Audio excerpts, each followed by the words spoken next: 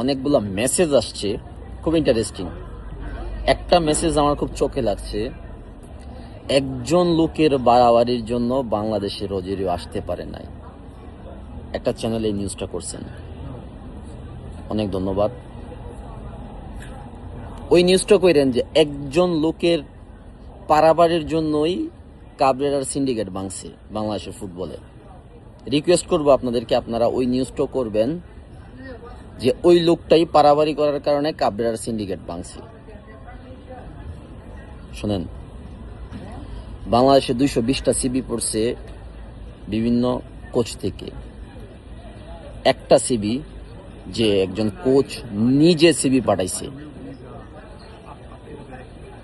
সেই কোচটা এখন অন্য একটা ক্লাবে জয়েন করছে বাংলাদেশ থেকে ডাবল স্যালারিতে।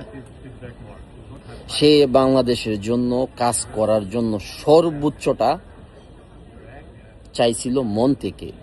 সে একটা দেশকে, একটা নতুন কমিউনিটিকে চ্যালেঞ্জ হিসেবে।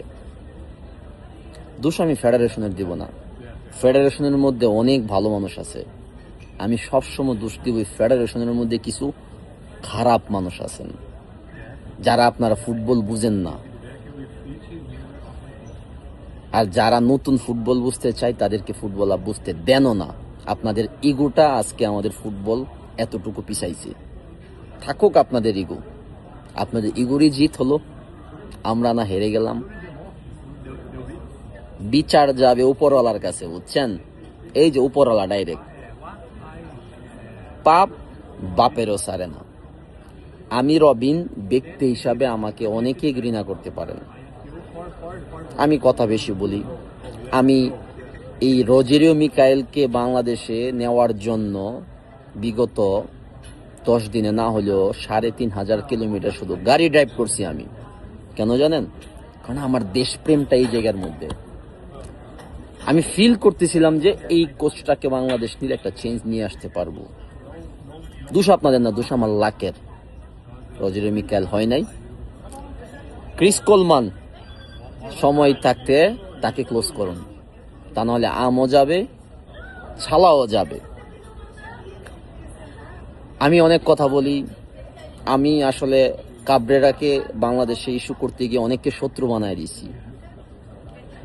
দেশের ফুটবলের স্বার্থে যদি আমি কিছু খারাপ মানুষের শত্রু হই, আমি উইলিংলি মানুষগুলোকে বলবো, হ্যাঁ আমি আপনাদের শত্রু।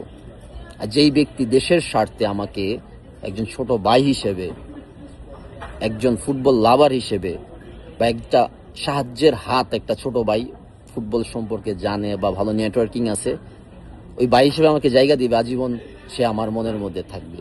আর যারা আমাকে শত্রু বানায় নিছেন, স্যালিউট আমি আপনাদেরকে জানাই। কারণ কি জানেন? অজপাড়া গ্রাম থেকে উঠেছি আমি একটা ছেলে, 17 বছর হাড় ভাঙা পরিশ্রম করে আজকে এতটুকু জায়গার মধ্যে আসছি। সো আপনাদের মতো এই কিছু খারাপ মন মানসিকতার শত্রু আপনারাই জীবনে প্রথম না, আমার লাইফে বহুত পার কইরাইছি। আমি নিজেকে ইগো নিয়ে বলি না, নিজের পার্সোনালিটি নিয়ে কথা বলি আমি। দেখা যাবে, সময় আসতেছে। বাংলাদেশের ফুটবল তো অ্যাডভান্স হচ্ছে, দেখি কে কতটুকু করতে পারে।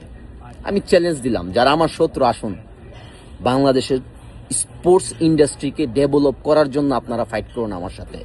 ওই ইগোটা ওই জায়গায় কাজে লাগান যে আমরা দেশকে ডেভেলপ করব, বাংলাদেশের ফুটবলের জেনারেশনকে ডেভেলপ করব, বাংলাদেশের ফুটবল ইন্ডাস্ট্রিকে ডেভেলপ করব, সৎভাবে কাজ করব। ইগোটা ওই জায়গার মধ্যে লাগান।